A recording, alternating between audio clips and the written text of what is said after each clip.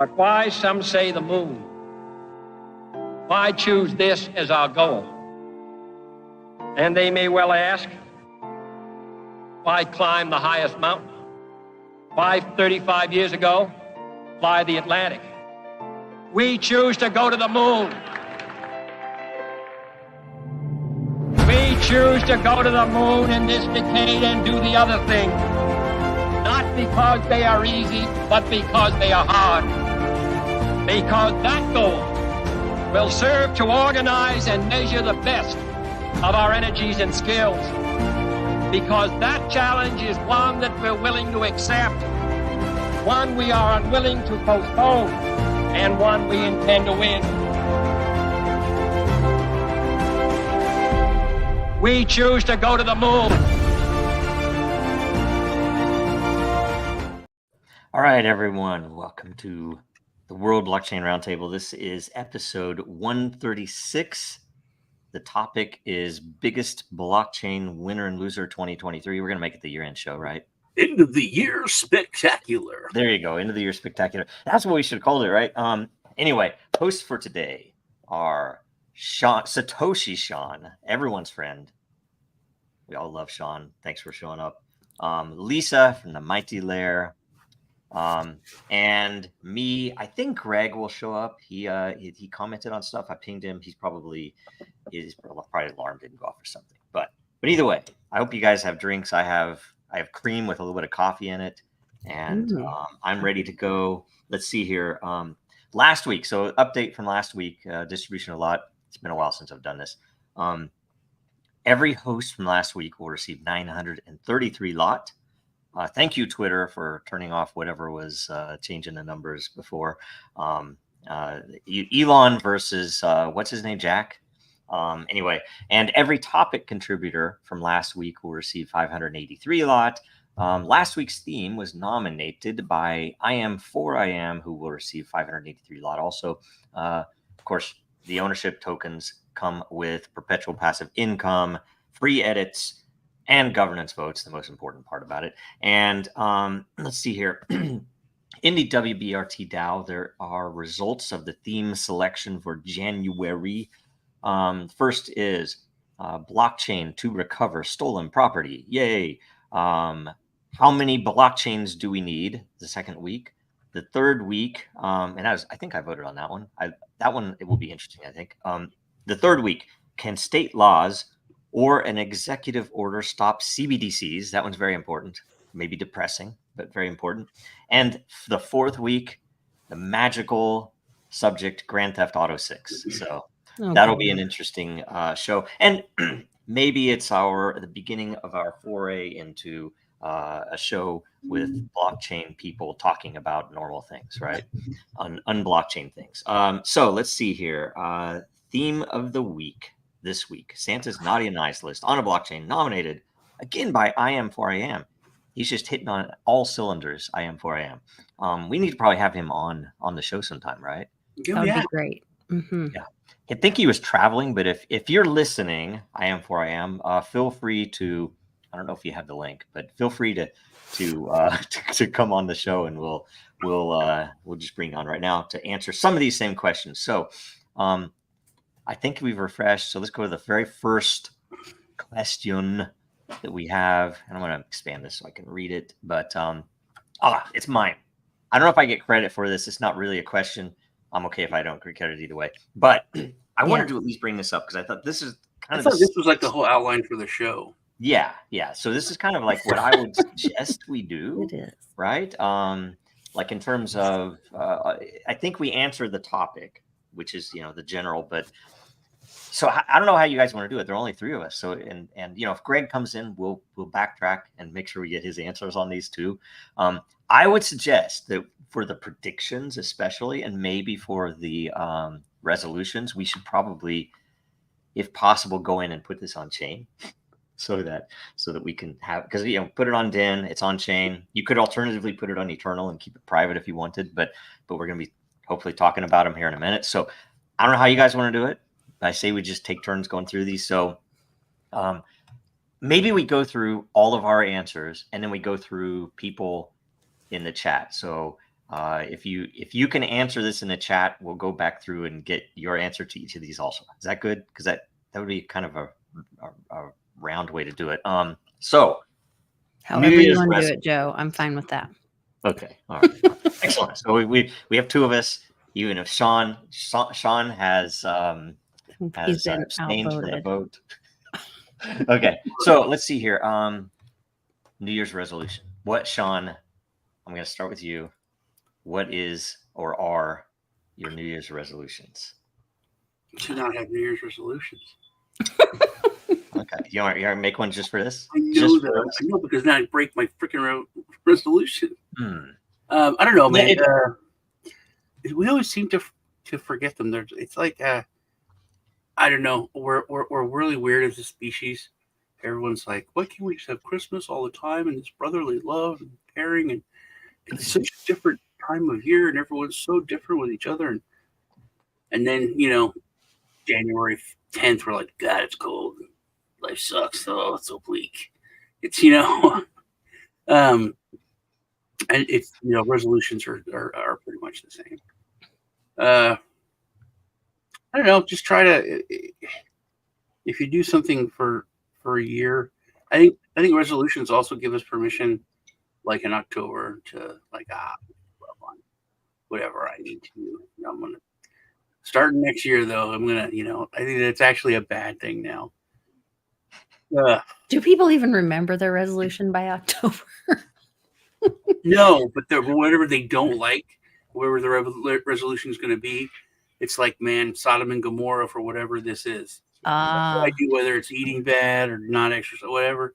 I don't care anymore. It's the holidays, happy Halloween. There's actually, there's we have some people of another culture that live next door to us, and one of their holidays is that because they abstained all day during the daylight, then they get crazy at night, because then they're allowed to do all those things because they didn't do it during the daylight or something. And so, like, we got lights flashing and things happening over there sometimes. I don't know what's going on. It just reminds me of who said it. It's like, you're not a good person if you don't, just because you don't do violence or do bad things, if you don't have the capacity to. You know what I mean? It's like, someone's not strong, someone's not a good person if they don't do something just because of the law, or just because they can't do it. But if they can and they control that and they don't do it, that's what makes them, a good person. So people that are just like, because of a rule or because of something, it's like, we won't do it now. But then, the Purge, I think like the Purge is a perfect example of how terrible people really are. If they, the only thing that keeps them in check is fear, or whatever. The law, the rules. Yeah, rather than just. I was going to say, does that being good or bad, does that extend to, are you also maybe a bad person if you're capable of doing something good and you don't? Well, no, I forget what that debate is. That is a whole school of thought. Yes. That you are just, that's dude. I subscribe to that. Huge thing in the 70s is this professor put this paper out that you're evil if you don't give to charity. If you're capable of helping, if you're capable of helping, I don't know about giving to charity, but if you don't, then, and I believe that to a certain extent, because like, I'm harder on myself and because someone will say, "Oh, you did all you can." I was like, "No, I didn't." Like, what are you talking about? I don't know. That's the difference in my opinion. Crazy that you would do that. I said, it might be crazy, but I could have done it. So I could have done more. So they could have done more as a question, because that's an active versus passive. I think the thing that I would say is evil is if you are there and through lack of courage you don't do what you know you should do. That's evil, right? I think it's like that's part of the argument. That's part of the argument. It's like, yes, I know there's a kid starving in Africa, but I'm not there. I don't see him. If I put it out of sight, out of mind, and he's like, that's evil because you're tricking yourself. Yeah, you know it's happening. You know it's there. If that's the case, then everybody's evil, because there's no way you can. What he said. That's what this professor said. Everyone actually is super evil, and these are the ways we make ourselves feel like we're not. Yeah. Well, and they put constructs in like voting and things like that. There's like, oh, I voted, so therefore I voted the right way, right? But it's like that's controlled, so it's not really that's not really something that weighs in on whether you're good or evil. Anyway, so Lisa. So okay, Sean does not have any. Or is your resolution? I think your resolution should be to just be a good person all the time. There you go. That's your resolution. The person you can. Yeah. I love it. Oh man, when you were talking about it, I was like, I'm not one to make resolutions. Like, it always frustrated me when I don't work out anymore. But back in the day when I did, it would make me crazy that every January, all these people would show up at the gym and I couldn't get on the equipment that I wanted and all that. But I knew that by, the end of January, certainly by the end of February, they'd be gone. So really didn't need to worry about it. So to make like a resolution, I don't know that I would, I think people want to look at like what they're struggling with in their life. And then people are looking for like the reason for resolution, in my opinion, is like, okay, it's an opportunity for a new start. Well, we all need a new start right now. I think, America sure needs a new start. A lot of the countries right now are looking for a new start. I don't know that we could all decide to jump in the boat together and do a new start at the same time. That would be great.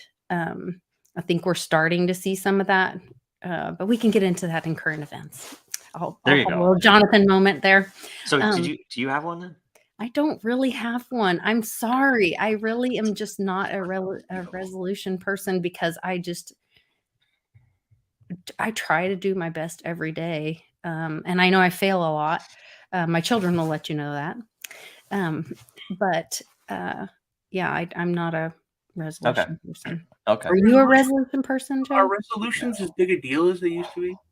No, but I looked no one keeps their word anymore. Brain, I just popped it up. Sorry, I was typing if it's loud when you were talking there. But so, and this is the first Google result, so it's probably sponsored or it's probably paid off by the freaking cartel somewhere. But historically, the first recorded people to have set New Year's pledges, later to become known as resolutions, are ancient Babylonians some 4,000 years ago.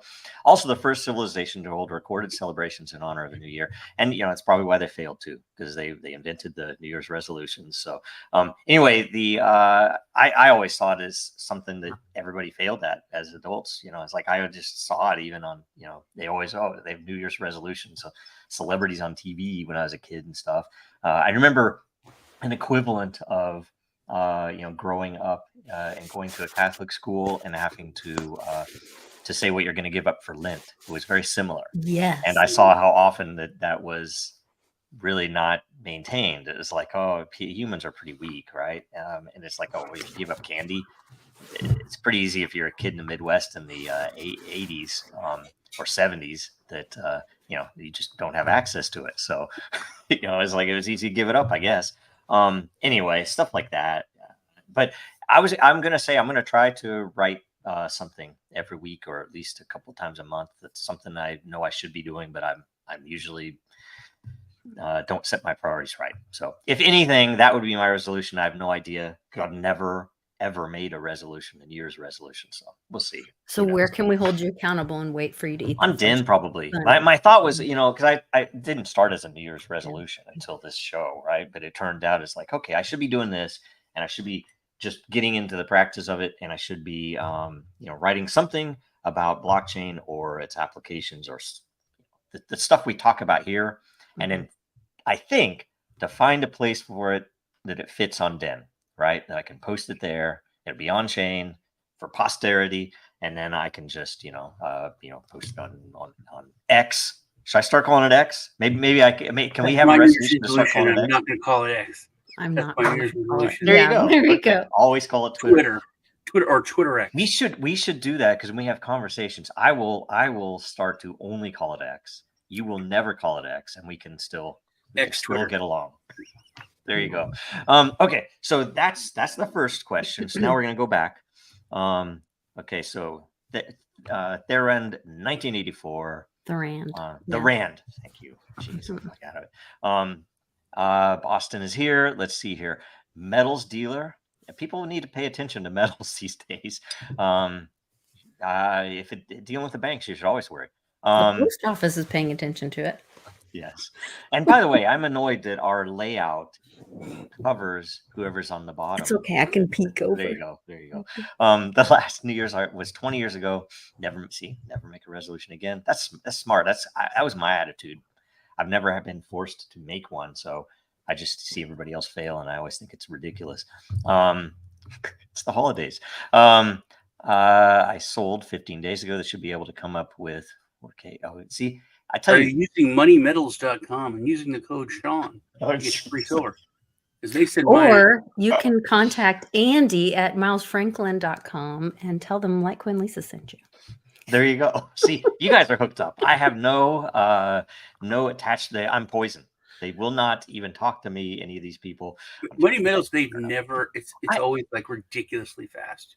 I have noticed that, and this is the case with anything related to the banks. And when you, gosh, you're always screwed by the holding of the money. It's the freaking money holders that is like, oh, it's going to be 5 days to clear, business days, and that's a holiday. And oh, sorry, yeah, it's supposed to come in this Friday, but it's like musical it came chair. in after the wire cut off. So yes, it did come in on Friday, but you can't access it until Monday. And then on the other side is like, oh, you can't access that yet because that's new money. We have to make sure that it clears. I'm like, what the hell did I wait all those days for? It hasn't already cleared. It's the banks. The banks. You can go further now if you want. I'm not going to go live. They're evil. So anyway, if you know to do good and do it not, it is a sin. Well, there you go. And I still apply that to your context, because when that was written, people didn't know that there were people on another continent starving. Now if you travel to that other continent and you see someone starving and you're working for the New York Times or some other similar, and you're taking a picture of them and not giving them the freaking sandwich in your bag, or not doing what you need to do, that's the issue, right? So you saw it everywhere in the world now, and there's like 19 people filming someone getting the crap beat out of them. And no joke. That's the other side of it, man. Take the time to educate yourself if you're going to give, because there's a book called When Helping Hurts.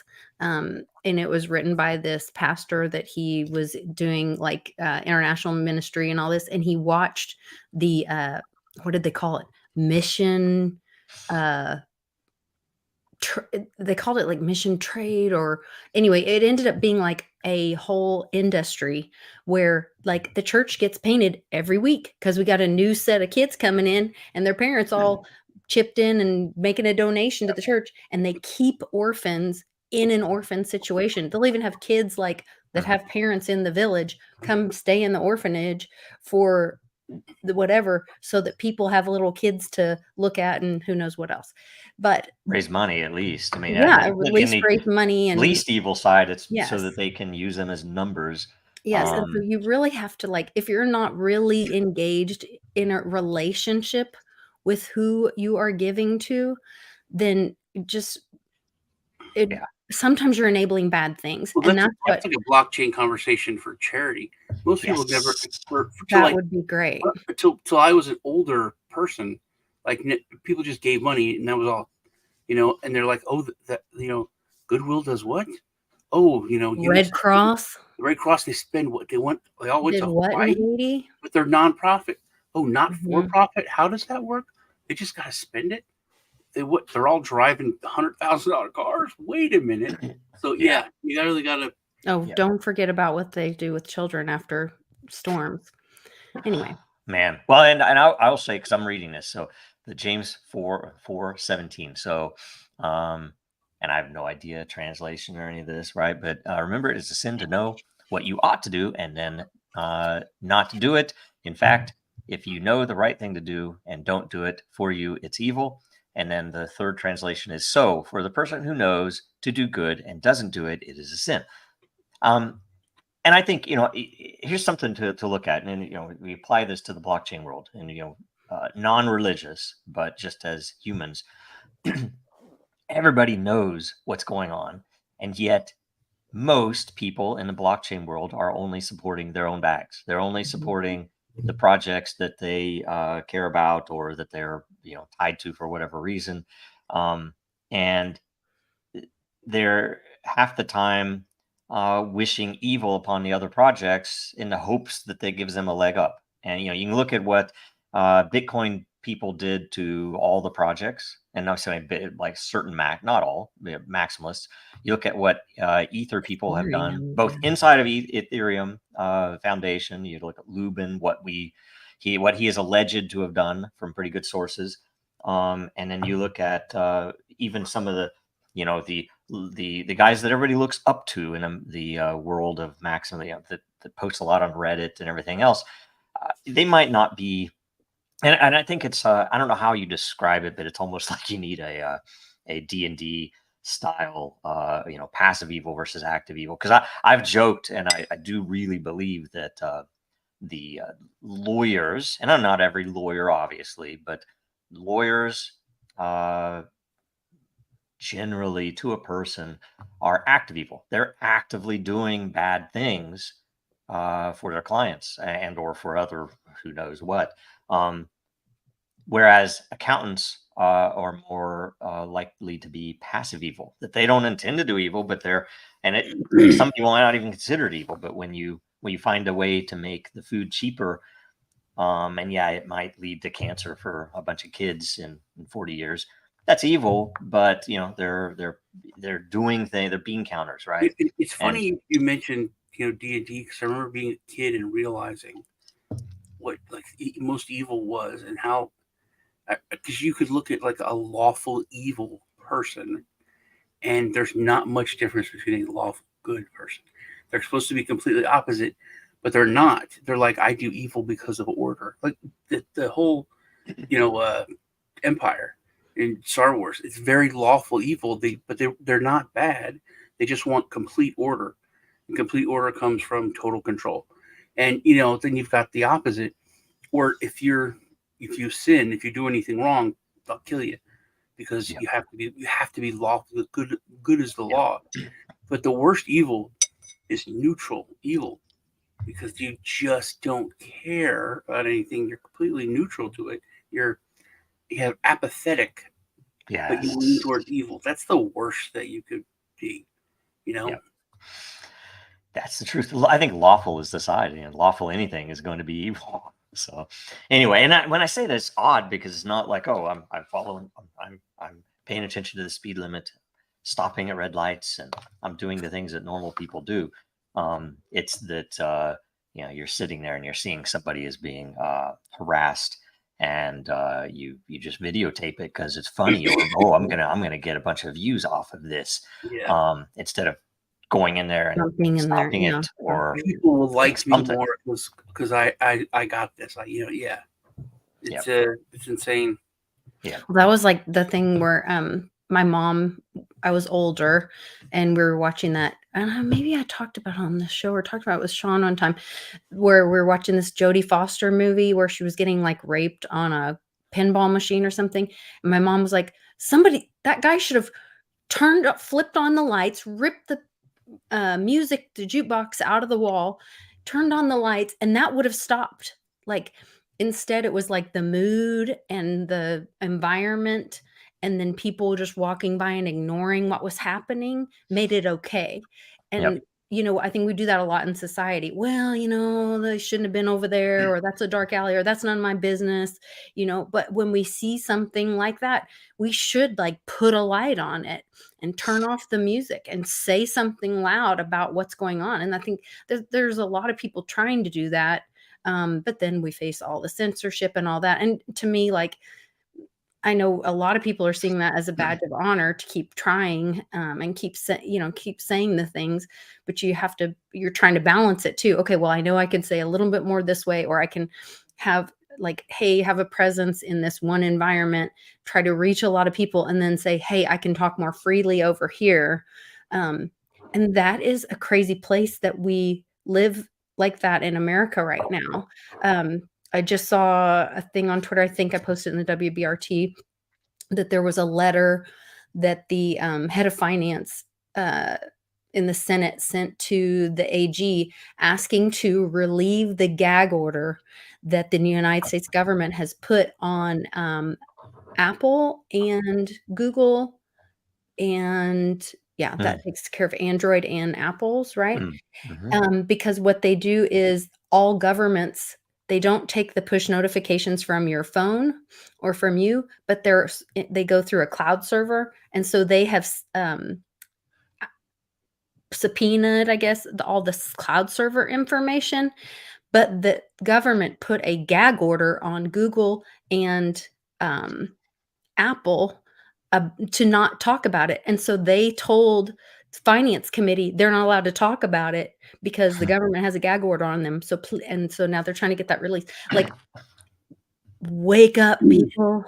Yeah, it's bad. It's We're a real bad bad. place The right worst now. I've heard, and I can't. It's weird for me, especially compared to y'all. You grew up in the Midwest. You grew up in the South. I was born in an Italian family in New Jersey. So that whole "hey, it's none of your business," it's a very mafia culture. I mean, that's how we were raised, and it's like, you help your friend or your family or people you know, but if you don't know, don't mess with it. It's not your business. You don't know, and that spread so much. And it was a couple of years ago on a New York City subway that was full. It wasn't like there's no one on it. There was like 20 people in the car. A guy beat and raped this woman. Oh my No God. one got up. No one filmed it. But also, no one called 911. Or that someone did and the police didn't come. Like the woman had to go to the police. And then the press got a hold of it. And everyone's like, oh my God, everyone's so terrible. How could this happen? And it was like 20-some people just sat there. It's none of my business. And, it wasn't just groping. This guy beat this woman and raped her, like, violently on this New York subway train. And I was like, oh, that's unbelievable. And then it's like, oh, it never happened in Texas. He'd be beating everyone would beat the crap out of him. Which I think is still good that there's places like that. My son, they go to Vietnam for like a month or two every 2 years. But my son, like the first time they went to Thailand, and they went to like one of the second big cities, and he's walking around with this, the family that he goes with, and there was this like 60-year-old dude, like open mouth kissing this 12-year-old on the side of the street, and it's like they like that in Thailand, and he was like, he was commenting on, the differences, and he's like, oh yeah, see that in Texas we can kill him on the street. He said, anything with the binder, you can kill the guy. He's like, that dude be dead right now. It's like, everyone will be armed. I'd be armed. You shoot him. He was, he's a very big, imposing guy. So he's like right walking, by the guy. He's like, yeah, we kill him. We would shoot this guy right here. Huh. Yeah, very different. Man.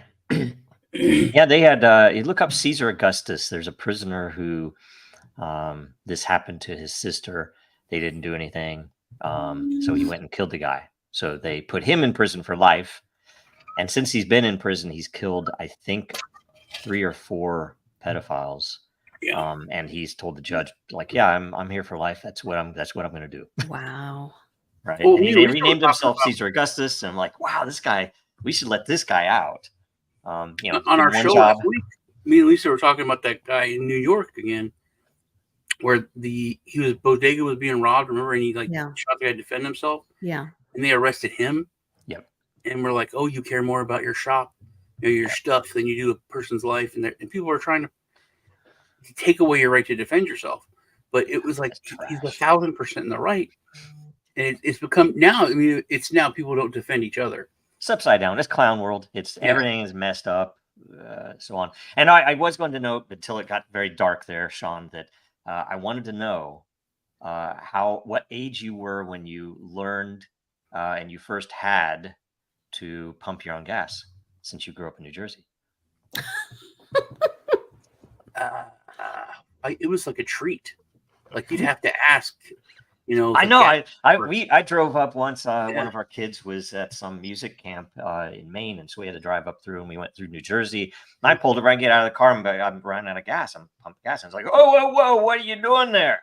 right? Yeah. And I don't know what you're doing. And it was so funny too, because the only time it happened before, every time I bring up, just it's so interesting the different cultures, even in the U.S. that we were driving through. We had gone to see some falls or something somewhere in the Appalachians, and I was running out of gas, and like all the kids and everything else with me, I was like, I'm sweating because I'm running out of gas. I have no idea where all these windy roads when the next gas station is going to appear.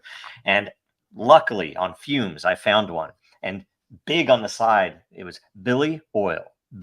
And that was I like get out, and he's like, whoa, wait, I'm gonna pump your gas here, right? It's just so funny. I do Anyway, my job. I think the last time I was up there, they did have like a self-service like one, but it wasn't any cheaper. It wasn't like a nickel cheaper or whatever. Just because the money goes to the there's a union. lot to go through there too. Because speaking of which, cheaper with the service or not, all of the grocery stores now are self-checkout, right? I mean, there's like maybe one aisle that for the old ladies to go through who want the old way. It's so interesting that I've seen posts where sometimes now it's popping up asking for if you want to leave a tip. You're like, I just think it's the most hilarious thing in the world. Leave a tip at the grocery Who am I store? leaving a tip to? To the machine? I don't know. I would think that the tip should go to me since I'm doing that work. And sure, I'll give myself $5. I've seen the memes and the posts where it's like where you're walking out and I'm not stopping for the checker. I'll just I hold my receipt. That's just real life for us. My husband got so pissed off. If you're gonna trust me to do to shop and to scan everything, don't treat me like a criminal and walking out and be like, hey, let's check your work. They don't stop the criminal. They don't stop the guys carrying out big trash bags full of whatever. If you watch the the videos in what is that in California and wherever, as long as it's under $900 or whatever, they're like robbing stores and whatever, and just let them go out the door. It's a weird then form I'm of, at Walmart with 2 things of beer or whatever, and they're like, "Oh, ma'am, I need to see your receipt." My husband was like, "Up yours, buddy. Yeah. You should come over to help me at the checkout." But that make them carry them. Remember, I told you what that did for me when I was in the hospital. It affected me, and everyone, nobody cares. It's like, oh, I don't care about politics. I don't care about whatever. It doesn't affect me. Mm-hmm. But I was in the hospital, and my my charger cord broke, and I was in like Austin, the hospital there. So like my kids couldn't bring me one for days. I'm not watching TV. It was a horrible experience. It's like PTSD, bad experience. I watch regular TV. The commercials about drugs and everything. It's so bad. So I'm like, oh my God, I can't watch Star Trek on my phone. What am I going to do? So I was like, oh, I know. I'm going to order from DoorDash something from like Walgreens or like the dollar store, and I'll buy a cord and they'll be here in like 30 minutes. So they didn't have to make like a certain amount of money order. So I'm ordering like chips and like crap, and just to make it like $25. And it was a bit of a pain in the butt because it was like later, so the hospital's parts were closed. But the guy comes, drops it off, and I'm like, oh, thanks, man. I really need all this. Just he needed my cord, the charger cord. And then he walks out, and there's no charger cord. So I just had a bunch of like chips and crap. And so I called it like right away before it comes off my phone. He's like he comes back. I said, where's my charger cord, man? It's the whole reason I made this. I told you that. He's like, oh, yeah. You can't access those when you go in the store. They're behind glass, and they have to come and get it. And they don't even give it to you. They come and get it and hold stuff at the register. So you have to wait till you go up to check out, and then they have it. And the woman forgot to ring it up. And for DoorDash, they give us a card that we pay for the stuff with, and we only can pay one time, so we can't have a second ring up. So I couldn't get it. And I'm like, oh my gosh. So I got like 3 sodas or 3 green teas and some chips. It's like I still don't have a charger. Yeah. So because of all the crap in California and all that, now in the chain places like Walgreens and Dollar Store, all those, like those electronics or anything like that, it's all behind glass. Everyone here is treated as a criminal Well, and they're starting to close some of the stores. I know this morning, I forgot my reading glasses and we were going to a sale and I was like, oh no. So my husband's like, don't worry, there's a CVS or Walgreens like just half a mile from here. So I jumped in the car. He stayed in line so I could get this. And then I ran up there. The CVS is closed and there's a big sign on the Walgreens that says closing as of January 10th. Get a copy of your written prescription here or have it transferred before January 10th. So like that's no other pharmacy in the area, like both corners. What's going on here? And it was in a not nice part of town. So I think I remember like, a couple of years ago when the country was burning for St. Floyd and everything else, everyone was destroying their own communities. And we're like, why are they not doing anything? Why is this being allowed? And I think it's because of that. Because there's nothing. That was part of BLM being able to come in. No, but I think a part of the and buy up land. I think part of the bigger plan and really totally isolate those people to where it's like the same thing happened during the Tulsa race riots.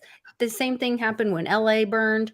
They did that on purpose to let the community eat themselves, destroy the land, and then the big companies come in and buy up that cheap land after it's destroyed. Same thing in Hawaii. I guess same thing in it's because BlackRock. What's the percentage of property they own now? It's insane. I mean, I had a thing that showed what all they owned. They own everything, mostly. I know they like all the equities on Wall Street. They own a ton, and they did that to prop it up because they funneled trillions in. I don't understand all that stuff, but I've read some posts that clearly know what's going on, but it's where the what is it? The four banks that own the Federal Reserve, that they essentially pump money into certain places to, and they just like, oh, it's national security reasons. We can't let the stock market crash. We can't tell you. You're too stupid. Let's see here. I don't know if this is true. I didn't say Blackstone. I said BlackRock. Google. See, Google. Man, I should be using here. What should I use? The index or something? I don't know. I'm not sure where you're going. The one that's at least, well, it's like, let's see here. I had my little infographic that. Let's see if I can find it. My own. Real estate assets for BlackRock, 60 billion worldwide. I don't know if that's up to date or not, but I don't know. I've just heard that it's a significant portion is owned by, and maybe not BlackRock directly, but maybe it's other similar entities. They bought up a ton of cheap property. And I knew from when we lived in East Coast that there would be poor areas that they would essentially invent this. Oh, we're going to build this highway and this bridge, and that everybody who was in the know, the congressperson literally who represented that district would be one of the would have ownership in the group going up and buying all of these properties for nothing right before it was announced where the road was going to be. And so these poor families selling off their home that their families owned for however many generations for nothing, only to see it, quadruple or have a 10x because they're going to pay for it with put a highway. And it was literally by the congressman who represented the district. It's disgusting, right? That's who represents you. People who will do that to you and your family, and the poorest people there are. They don't want you to be rich. Well, at least it's fixed, and the guy went to prison. Yeah, that's true. It's not true. Okay, so let's go. Next segment, right? Each host and guest to provide a top winner and loser for 2023. So in the comments right now, go ahead and throw in top winner, top loser, one or both, if you can, in the comments, and we'll go through them after. So first, Lisa, top winner 2023. One at a time. Top winner 2023. Oh man. Of blockchain projects. No, it could be anything. I mean, you could say blockchain. You could give a winner blockchain, winner of blockchain and whatever. crypto, yeah. Blockchain and cryptos. Oh man, I don't know.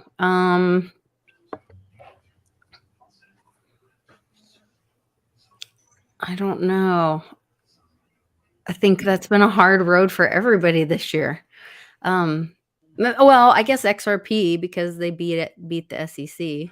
That's top winner. That's a good one. That's actually. I would say that's a win, and I'm not a huge fan of XRP or Ripple, not XRP. Ripple. They're two separate things. Actually, yeah, Ripple's probably the bigger winner than XRP, right? Yeah, yeah, because Brad Garlinghouse has said that he's not beholden to the token, and that the company is separate from the token. So, and the interesting thing is, he was our current law and regulations and the clear guidance that we have is that although he might want to make, I think if the SEC didn't exist, they would probably want to make XRP something that they really do honor the value of, and we're going to, but they can't, because that would make it a different classification, and they can't do that. So it's pretty disgusting how that works, and it's intentional. Yeah, I mean, and not them. I'm not accusing them specifically, but it's interesting to see how through these cases, watching not just in crypto, but like in the political realms and all that, watching these cases, watching the court system get used to manipulated to manipulate or create an outcome that it was like, is that an honest outcome, or was that like a situation created to create a law through the court system instead of through the proper channels that it was supposed to go through Congress and by we the people? Yeah, that's the part I have a hard time. And by the way, I want to add in something interesting that with that, if they really, and it might not be in the realm of possibility, and they definitely would be advised against it, as they were what they already did. Their lawyers almost certainly advised them against what they did and how they won. But they did. And what they should do, and I have no contact with them, though I've tried to reach out and try to get in contact with them just to see if they could help us, if we can help them. But because we should be teaming up, frankly. But and he is Garlinghouse is a fellow Kansan. I think he was. He's from Topeka, I believe. So, and all indications are he's a good guy. But they should go sue the government for the fact that it's in their business interest. Their better model would be that they don't have to do that and say, well, that token is nothing to us. If they could actually use the token as it was likely intended, if they could actually do what would be best for those very people, they should sue them for that, because essentially the current regulations keep them from doing what everyone knows the vision was, and everyone knows what they should be doing, but they can't. And you can't blame them for it. But this might fall into the realm of they know what they could do that's good, but it might be difficult and it might be expensive, as what they did already. But frankly, they would go from being a multi-billion-dollar company to a trillion-dollar company easily if they could do that. And I think it's well within the realm of possibility to win that, because it's so freaking obvious. Everything is pushing that way. Sean has always talked recently about, in fact, you're in that case about the accredited investor thing. The entire house of cards is going to fall down. That's a different segment. So anyway, so Sean, Sean. Like I always make a big deal out of language. Like you have the Democratic Party, the Democratic senator, the Democratic. It's like dense Democrat. It's everything's like that. And things change over time. And I was thinking about, because with the SEC thing, I found myself saying, the accredited investor law, and with the ATF, this law, and it's not. There's not laws. There's certain things that are technically laws that we don't even call laws, because we're not going to allow it. Like like in my town, if okay, I'll do a funny one. Oh, here he goes If again. you fart, The fart joke. Yeah. you can get arrested. You can get a ticket, Really? right? No Because way. yeah, my friend did.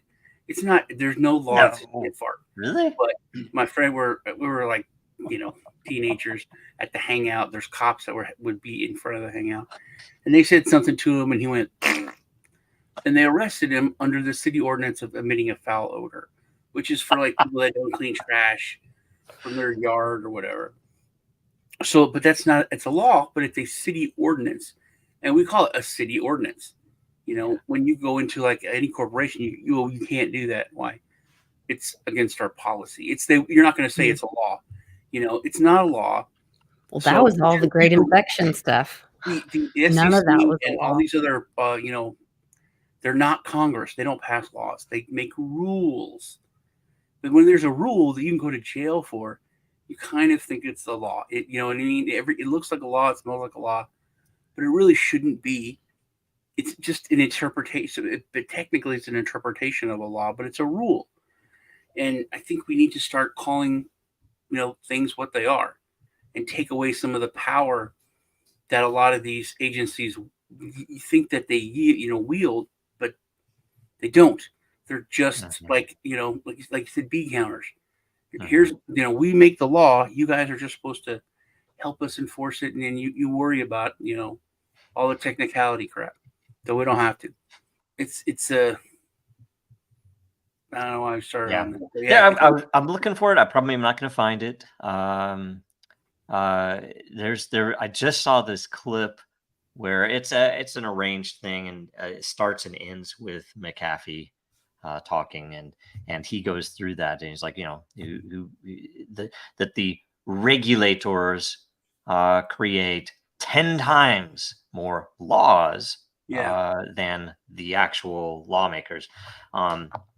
And they interpret, and they do a lot of things. They go way, you look at the SEC, they've obviously overstepped the bounds of the law. They've reinterpreted this 1930s law about peach orchards to mesh up with utility tokens because the banks want them to. Yeah. Yes. Well, if you look at it, it's like we created this agency to help these people and to do this and to safeguard this. Now so we're going to give power-hungry people some power, and then have them do it. And that's the worst thing. None of them was elected. None of them were, voted in by the people, and they're literally power-hungry people who that's what they want. And then they bring them in and they say, "Here's some power." I'm sure you won't abuse it. I'm sure you won't go crazy with it. And that's why we have what we have today. It's like, how can we get as much power? Here's the law. Well, and also throws off the responsibility. How can we get as much power as we can out of this law? Yeah, because then they don't have the weight of those decisions on them when they go back to their constituents. They say, "Oh, well, we didn't do that. The SEC did it." They make those rules. They're enforcing those rules. That's a way for these politicians to not have to be held accountable by engaging this third party, and by that they're stepping off their responsibility. Would you say every time you add a middleman, it's things you're gonna get danger. Somebody gets hurt. Yep. Okay, so that was top. Do you have a top winner, Sean? I'd say SEC or Did Joe say one? Not yet. Joe did not. Okay. I would say same XRP for all they've done. I think the big losers is NFTs overall. It was really this year was kind of when all the normies that were starting to get into stuff just like, no, this is this literally is tulips. This is Beanie Babies. This everything that we've fought against all this forever. Like the NFT space kind of said, they're right. Here it is. Yep. So for me, I think top winner would be evil or Satan or whatever you would counter for that. That organization. Yeah. Geez, yeah. I would say in the past few years, Moloch has gained quite a bit. I mean, I didn't even know what the hell that was until and it's odd, isn't it, that Assange is still in prison? He's the one that exposed Everyone's like, what that is. And the biggest loser is probably crypto in whole, or maybe you could say utility in crypto. That as a whole, it's everything has been converted to, oh, it's just a thing that you trade because it's freaking Wall Street for little kids. That's all crypto is now. Well, I think the biggest losers, the children and we the people. Well, there you Like go. if you had to pick a biggest loser, that's Yep. So let's go through here. Let's see what other people said. Okay, podcast winner, Lisa. Oh, thank you. I like it. I like it. By the way, I will say in the past many months, before this never popped up, but your guys' notifications for the show that you guys do together actually shows up on my phone. So I actually know when it is, and I actually, watch it. And so before that never happened. So I was like, oh, that's interesting. Right. And cause I always had it marked, but for some reason it never popped. It never comes up, huh?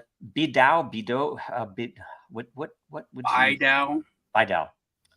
What is Well, Bidow? we can't even pronounce it, so that probably is why he's Might be saying it. like it Right. did not make it. Life. Maybe winner, maybe loser. I don't know. Let's see here. Theta and all the sub chains. And I did say winner, so maybe that's what everyone was posting for. You feel free to now post your losers as well. I don't know. Let's see here. What do else have? Top winner, Injective, price wise. Number go up. I mean, that is something, right? It depends on what you value. So the interesting thing that I was hoping for early in the crypto world, I will say, is not what we got. And I should have been smart enough to know that, being as it is people, but that the whole number go up thing should have been a tool. It should have been, a way to say, okay, this is, and I think it still will be, but there's too much purposeful manipulation of that, and not just, oh, they're manipulating the price. Obviously they are, or they will, whatever.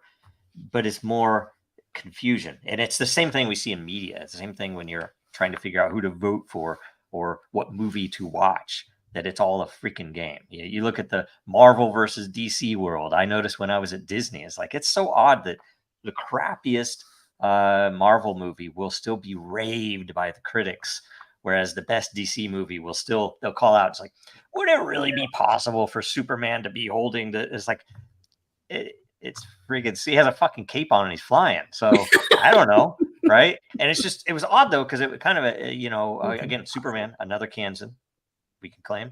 And so it's just a weird thing that's all manipulated. And so I had always just thought it would be amazing if you didn't have any of that, because the utility itself could be somehow valued at least partially within that number. But really it isn't, because they've effectively pushed from the SEC, from all of the other regulatory authorities, and from the freaking projects themselves, that there is no utility. Bitcoin there is no utility. It's like, isn't it cash? Digital. It's like, no, it's digital gold and you hold it. It's like, but what if it costs me? I only have a 0.0001 Bitcoin, and it's going to cost too much to sell it so I can actually use it. It's like, that's not what it's for. It's like it's just to hold, I guess. It's to hold and to put laser eyes on your Twitter avatar. That's what Bitcoin's for. So anyway, Well, I think Hong Kong thinks there's something to it, because, not to get into current events too much, but just a little bit. The financial regulator have published guidelines for approval of both in-kind and cash creates spot Bitcoin ETFs in Hong Kong. Wow. Now that's interesting. But see, ETFs, in my opinion, are dangerous. Just like every other. I agree with you. I think it's going to be paper, because that's what they do. You're like, oh, what does Wall Street do? That's the derivative. Paper things so that they can profit and you can't, and you can pretend like you do. You might get your 5% per year, yay! But guess what they're getting? They're getting more gold. So anyway, this is a good one. Mr. Level Up says USA. Not even funny. I mean, it is funny, but it's not even funny. That's really it's true. Sad. It is the truth. It's like, you look at me. We made the American blockchain, and I'm going to move it out of the country because this is absolutely ridiculous. So, we used to be because we've lost everything everywhere across the board. We used to lose, piss people off, but then we'd win with like another half of the world, or we'd win somewhere. Like we would, it was because we did this. We made these people happy, these allies happy. Everything over here got stronger. Everything over here got weaker. We look like crap. Can't go to this country over here. These people are pissed. Whatever. But now it's like literally across the board. Like no one's happy. I wish I had my memes ready. I have a perfect answer meme for that, where it's anyway in the past versus today, and it's the Chad talking to an Iranian, saying the U.S. is illegal, or is the Great Satan, and saying screw you, and then this year the same thing. It's like yes. It's like, yeah, true. Anyway, let's see here. Oh, but Ji-Chin wants a hug. I don't know what who promised that, but yes, Mr. Level Up sucks in USA. Let's see here. What the apes are gone? What's that mean? Is that the Bored apes? NFTs? Bored apes, yeah, you know about them? No, I haven't paid attention to that. Are you kidding? No. It's massively racist. Nazis behind it. Everything's symbolism of Nazism and Hitler. Wait, since the beginning or not? Yeah, since the beginning. Really? All a big troll. I'll send you the documentary, but it is jaw-droppingly crazy. Really? And in the beginning of it, they say, hey, when someone tells you something and you're like, yeah, but I can see that, but it's a stretch. Yeah, I can see that, but it's kind of circumstantial. Yeah, I can see that, but he's like, how many of those does it take until you believe it? Is it 4? Is it 12? Is it 65? So these are like super rare portions would be the more Nazi stuff would be in the super rares, or what? Some of them no, because a lot of the people, like, their name choices and their avatars are like deep cut Nazi names and like authors. Yeah. I could see that being just internet stuff, though. Kids. Yeah, that's the thing. And they're like, people say it's just internet stuff, it's just troll stuff, and like the whole thing is a troll thing. The whole plan was like, hey, how can we just put Nazism into the mainstream? So how did it affect their price? Since that's how everything's judged. It hurt pretty bad. Okay. Wow. Yeah. We know some people that were in that. I never was, because I just thought it was like the newer version of the crypto punks, which I also thought was ridiculous. So it's like, okay, whatever. I don't know. It seems like this is a great example of humanity, that you're giving these tools to do good things with. You're giving these tools, it's like, oh, we could solve issues with free speech. We could we could use these as tools to defend ourselves against the great evils of the world, right? And instead, what do? We mark JPEGs. We put them up so that you can effectively trade JPEGs. There's nothing deterministic about them. Back and you look at it and you're like, maybe that was by design. Because when it's happening, you're like, this is stupid. And it doesn't make sense. Like everything's burning. Why is this happening? Why isn't anyone doing anything? And then later on, you're like, oh, look, now they're buying it for real estate. Now these people have no dollar store to go to buy, ramen noodles. They have they're completely isolated. So it's like, I think they saw, you could say they saw the coming storm and the technology and how people could use it. So they want to kill it. And now it's as soon as people hear NFTs, like, oh, that's stupid stuff. I don't want to, buy a JPEG or whatever. It's like, no. It's 10 times harder to try to explain it. They can do this, do that. What do you do? Because you can't control the narrative. Like, I claim number go up. I mean, I've gone and done the research to know if I was the first person to ever use that, but we put that in there and we didn't copy it off anything, and now that's used, right? Mm-hmm. But I've not been able to effectively influence, although we've tried, any of the other narratives on here's what crypto is, here's what it can do, here's why it's significant. Instead, it's all it's the venture capitalists, because they have the money. They can, and literally we know, and you guys probably know this greatly, that all of the press, right, is all just a paid, pay to play industry. It's crazy. It's like, if you want your product to be talked about anywhere, you have to budget that. It's going to cost you money. There's nothing that's organic or natural about it unless, coming out of Disney, it was interesting when we posted for an intern. We got international press in the crypto and non-crypto news. We got a bunch of stuff like that. So it's just like when we came out of there, I realized, oh, okay, I get it. It doesn't matter if it's important or it's interesting. It only matters if you put money in their hands. So anyway, well, there used to be more responsibility that broadcasters took for the money that was back in.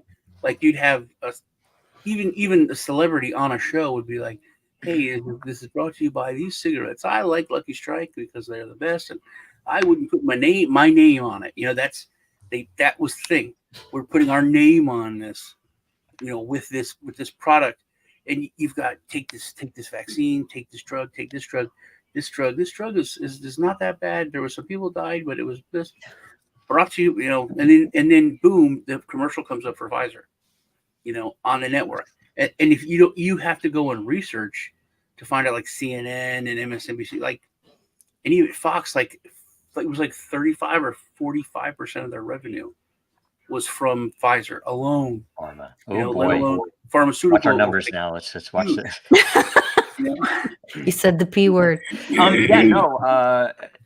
We had early in our days, we had someone, that, through marketing, they were going to advertise Dragon Chain. And we're like, okay, we want to advertise what it is, what it does. It's technical. It might be boring, right? But it was a tech outfit. It wasn't like a business website or something else. They're heavily focused on startups and tech. And so we're like, okay, we'll do this. And said, okay, here's the deal. You run these ads. We'll write an article for you. We'll put you in on this conference as a speaker. I'm like, okay. It's a combo deal. I'm like, okay. So we said yes. And we went through and it never became public because they realized how bad it had looked, that when they were writing their article, it was badly written, number one, but it was totally the stupid hype stuff. And it's like, no, not at all. It's like, that's not stuff that stuff's not true. That's not what our vision is, blah, blah, blah. And like, well, we have journalistic integrity and we cannot change this art. It's like, and I said, fuck you. This was part of your damn deal. And if we can't say, at least write, I'm not going to give you, something written. You write it, but it can't be that. That's trash. And then we went back and forth, and they finally did it. And they, about whatever, I don't remember. I don't think it was a very good article in the end, anyway. But it was at least not what it was. And the advertising, I think we literally got like single or double digits of clicks, not double digit thousands. Like it was less than 100 clicks from their ads. And I said, look, if you guys, I basically, they came back and I never paid them. Right. So we made an enemy there. That's what we do. But I don't pay people that do crap like that anyway. Yeah, whatever. It's all ridiculous. Failure. So gaming projects doing good. NFTs, no. By Dow, okay. Let's see here. I will say 2024, Year of the Dragon. We need to pay attention to that. You guys have any ideas there? Bunch of good stuff. Let's see here. Backed. What happened to Backed? Was that how it was spelled? I remember everybody so no. Yeah, so it's like, oh my god, it's gonna change everything. Bat or backed? Backed. Remember the thing where it was something where it was all the big banks getting together and doing something with crypto, and it never made sense to me. That whatever. Anyway, we had somebody who was even actually involved with that, but it never made sense to me. Let's see here. Biggest loser could be the smaller banks. Yes, that is true. Well, at least loser, at least in name, they're getting bought out, but all their board members and executives are getting big golden parachutes on those big sellouts. Well, a lot of those were eaten up just because that's they're like mom and pop stores. Mm-hmm. They were the individual banks, small town banks. X. Privately owned. Yeah. I do think X is a winner. I mean, I don't know. It's better than it was under Jack. I might not trust Elon Musk fully, but he's definitely better than Jack. And I don't even think Jack was necessarily evil. I just think he was probably high all the time and just letting controlled. So yeah, he's definitely a puppet. You can tell by looking at his eyes, dead eyes, right? Look at his eyes, you can tell. Sean mentioned NFTs. Disney's a huge loser this year. Huge loser. I mean, Elon Musk's calling out the CEO of Disney in his most famous declaration of the year is huge, and it's awesome. They lost a lot of power. They've already lost. I've heard the parks are not full. I'm not inside there anymore, so I don't know. But they used to brag to us on the numbers, and the numbers are crazy that they used to have, and that's what happens when you become, you go after freaking Moloch, and it's just like it's like I'm sure they can have little crazy. We won't go into that. Let's see here. Pedo symbols on the fronts of your children's movies. You have to pay for New York Times bestseller list. I watch Tasting History a lot because I love history, and it's super interesting to me when you taste something that people used to make thousands of years ago. We made these I made them for Christmas. These little, like, it's a weird thing, but it's something they made 2,500 years ago, this recipe. And it was very interesting, but it's totally different than today because it's like not the goy slop that you get today where it's just full of sugar and stuff. So it's super interesting. They're like, 4 ingredients or something. So stuff like, and he became a New York Times bestseller list for his cookbook, which was amazing. So I'm like, wow, that's pretty cool. It's like eggnog. We're like, first off, they doubled the price of eggs again. I don't know if they did that everywhere else, but here, like in November, doubled it within a week. Oh, really? Like leading up to Thanksgiving? Yeah, right before Thanksgiving, and then and then eggnog was like $12 for a thing of eggnog. I made eggnog years ago, and it was good, but it wasn't like so much better. It was like fine, and it was more expensive for me to make. It was difficult, So I said, maybe it'd be cheaper for us to actually make eggnog this Christmas instead of. And then I will tell you, double the price of eggs. Well, look, it's like egg, sugar, and vanilla, and milk, and cream. That's it. There's like nothing in it. You need bourbon. You have to have bourbon in there. If you get the what's his name? Who's the guy who was on Food Network? Shoot, he did the science one where he would explain how the different stuff works. Alton Brown, maybe. His recipe for eggnog is amazing, really good. You are such a tech nerd that on the Food Network, you find the science guy. He was one of their. I was about to just spit out 20 chefs. Mario Vitale, so many. Oh yeah, he was good. Yeah, any of the Italians are good, but this guy was interesting because he would tell you why stuff works or whatever. But his eggnog recipe I made for years. I stopped making it because even natural eggnog is not good for you. It's just horribly fattening. Right. Yeah, a lot of fat. But it's way better than something you buy in a carton at the grocery store, I tell you for sure. The goy slop version of eggnog, definitely not good for you. Anyway, so you have 12 swords through the globe in the top right of the screen. This was, in fact, I think he was a Bored Apes guy, the guy that worked for us before, who was Tenacious Dragon. Awesome guy, lived in the South. I will say, I won't tell you what state he lived in, but he made that logo, and I can't remember why we did it. It was 12 because I can't remember. It was round table reference though, like the globe as a round table. 12 nights of the 12 nights. Were there 12 nights? That must be why we had 12. I think, yeah. So yeah. And I was like, maybe some other symbolism or something else, but yeah, it was Knights of the Round Table reference. So if there's anything beyond that, it wasn't intentional. It's always weird when you do symbolics, like when, like this mug. I had tons of I'll try to get it focused. Tons of questions about that mug, right? and why not the bug itself, but the dragon family crest, right? That's what it is. Very interesting, but all the symbolism is about liberty and goodness. So, maybe it's counter, and maybe that's why they hate me, right? Let's see here. That's why we love you, Joe. And I don't know, audacious, clever, and gallant, spirited young. I don't know what any of this means, but or if he's referencing one of us, or anyway. Let's see here. I don't know. Not fully trusting Elon. Biggest losers. Who followed Charles Ward and Associates. Do you know who that is? Yes, he's a shill, and Really? I think he's been taken out, but I don't know. Oh no, there were so many in 2017, and I knew of some of them because they would reference us. This is like a woo-woo guy that tells people that he has inside info, but he says that he was like a airline pilot guy, whatever. But then like when he's interviewing this one girl who was trafficked, she says she recognizes his voice. Jeez. And then he has like, it's really, he has always given me the creeps.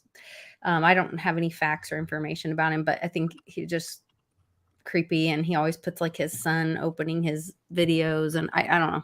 Strange dude. I don't know why people need to learn to trust themselves and figure out what information they lean on. Okay. Let's see here. Mr. Level Up also had eggnog.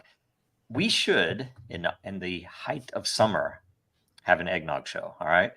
So it's like I'm thinking, are you supposed to have eggnog? That's a bad after idea. Christmas, but maybe you are before New Year's. Although I do like the like rebellion kind of idea of that. Like, it used to be that I wasn't allowed to cook chili unless it was 40 degrees or less.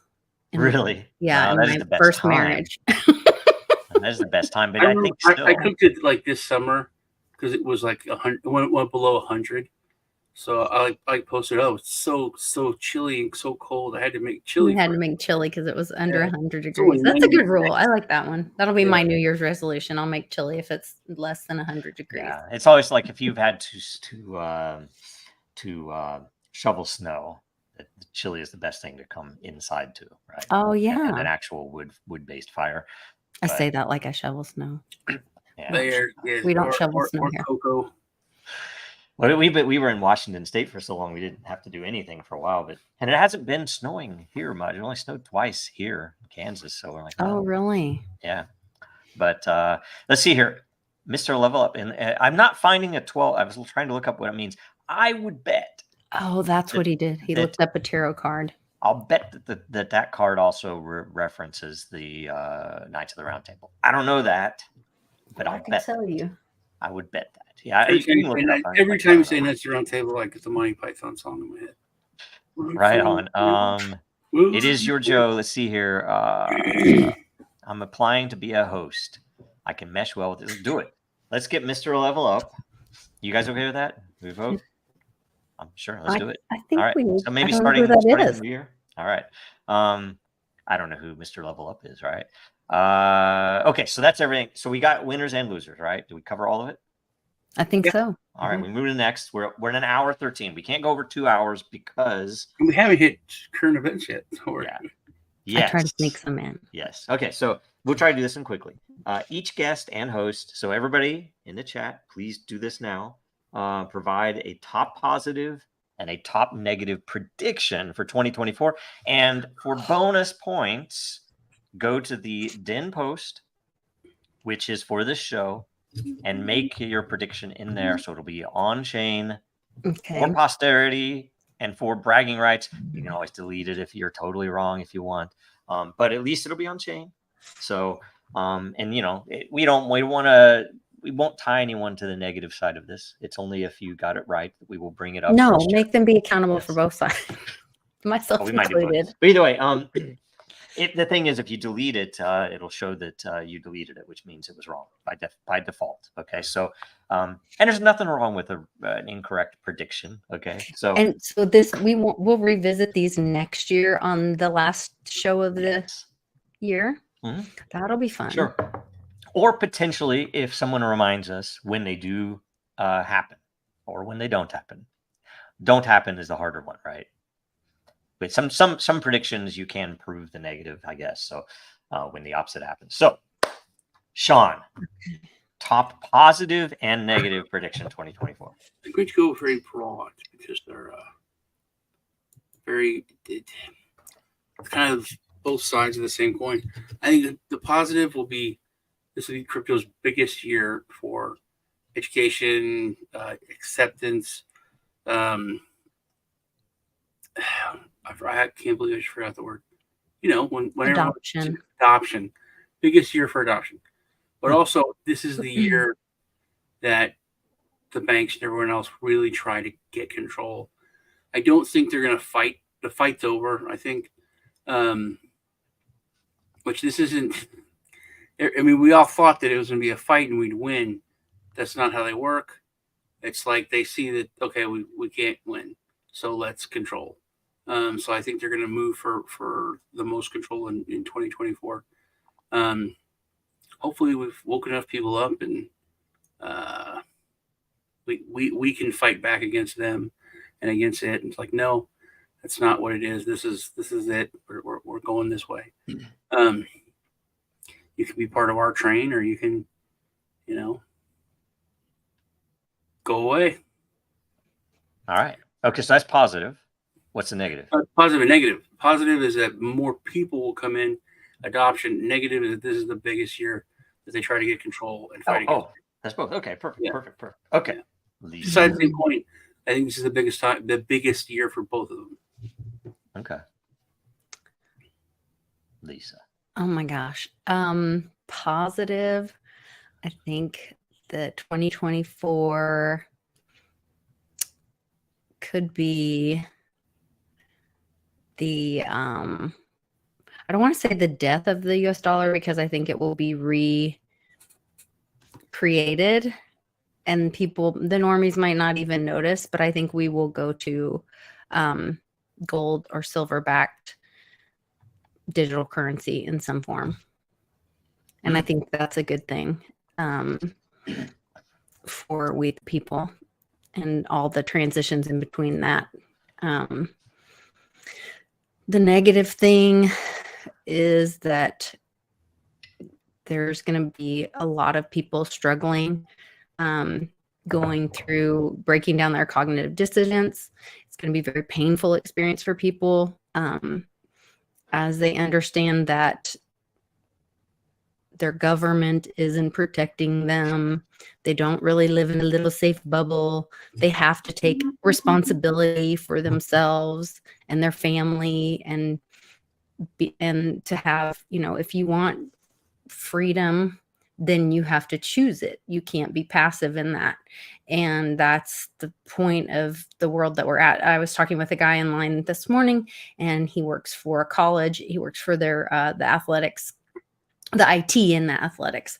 And so talking a little bit about stuff, and he was like, oh yeah, this game, the NCAA game was one of the biggest games that people look for now, because there was a lawsuit and they stopped doing that because the players didn't get paid back then on these video games. And I said, yeah, because their IP was getting stolen. Their intellectual property was getting stolen. And so because our money has made us slaves, I guess that's where, so I don't even know. Maybe we'll be able to, I wanted to say two good things. Okay, that's fine. You can do that. Maybe we'll get out of slavery, and we will recognize the need to protect our own IP, our name. What do they call it? NIL, name, image, and likeness. And that's what these athletes are starting to do. Of course, some of them are defaulting and getting an agent. And, if you're going to take the lazy way out, then you're putting a middleman in there for you. And he's not looking out for you. He's looking out for himself.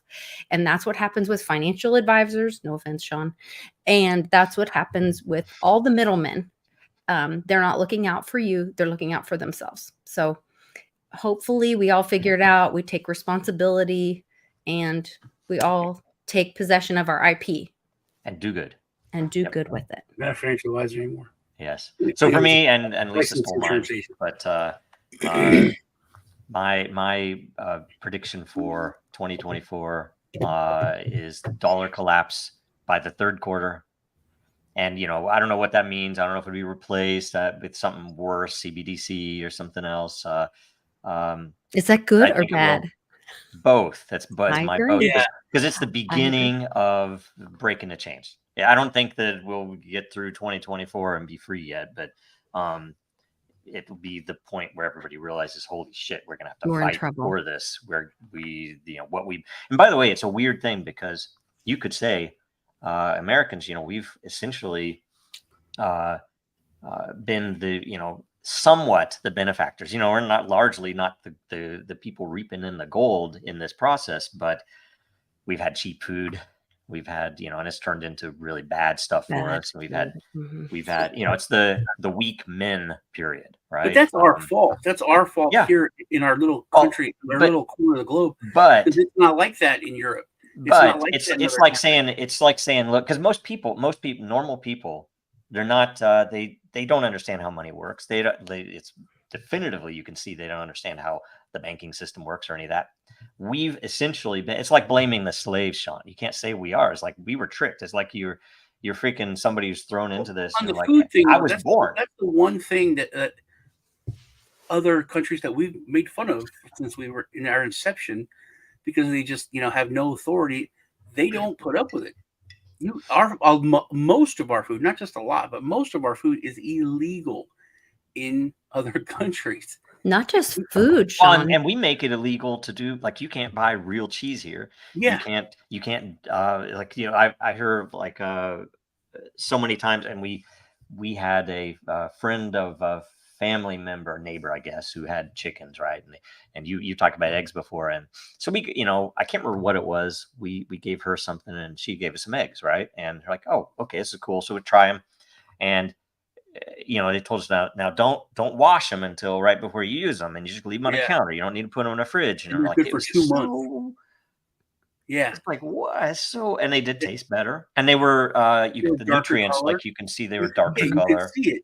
And you tell your kids they tasted better. If you noticed anything, it was that they were a little richer, but it was not like I was like, oh, what is this? It's not like I eaten an ostrich egg or something where it's going to be gamey or something, right? They say that the reason that they do that is so people don't question it. It's like, why is this farm fresh egg look different than this one? Yeah.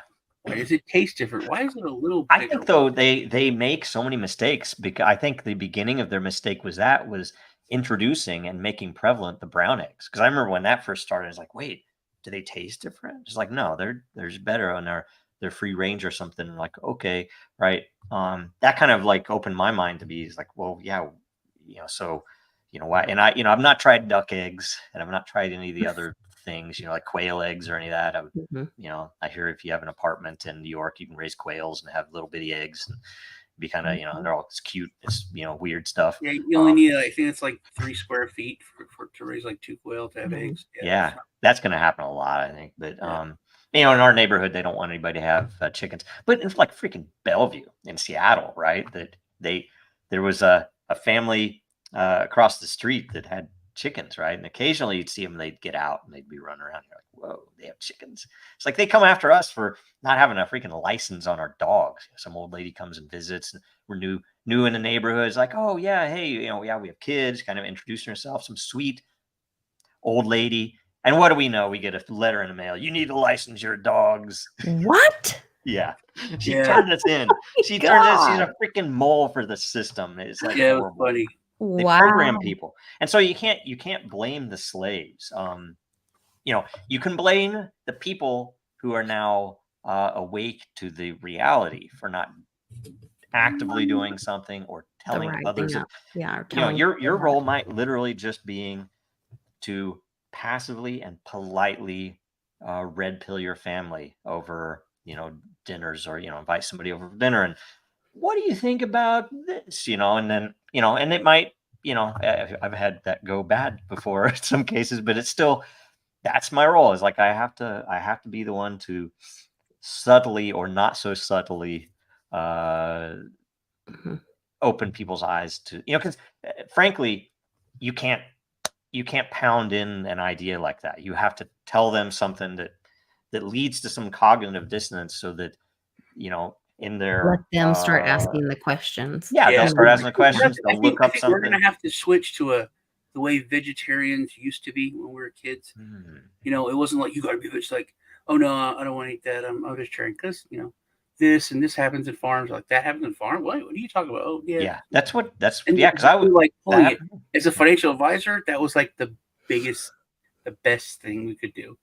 Is you go over, oh, this is great, this investment here, blah blah blah. You do this is paying this much, but I don't know if you can have it. So, like, what? And, like, no, I don't know if you're serious about this. Maybe you don't get that one. Well, let's look at something. Well, no, I want to know about that. No, don't forget. I shouldn't have mentioned that. That's for real investors. I will tell you, like, please, here's my check. Just whatever I have to do, let me put money in that. That's funny. Well, and Bitcoin was like that, I'm sure, right? I remember talking to finance guys, East Coast, telling them, yeah, I'm buying Bitcoin. It was at the time $14 to $30, and I'd been buying it since it was $2, and they're like, that's BS. That's just fake money. It do me nothing. And these are guys that I know now. They realize that. I'm like, dude, you had money back then. I didn't have money back then. These people had money, and they weren't buying it. And but I did retire some people. I did give advice to, and not financial advice, but just, hey, this is what it is. This is what I think, and I'm just a nerd, right? And there's some people that retired based upon what I told them back then, because they were smart. But anyway, I do think also the hard thing, and I don't know how best to do this. Maybe you guys can tell me. I'll say I think the dollar is going to collapse, and I've been everybody who I say is like, oh, you've been saying that for 10 years, and I'm like, yeah.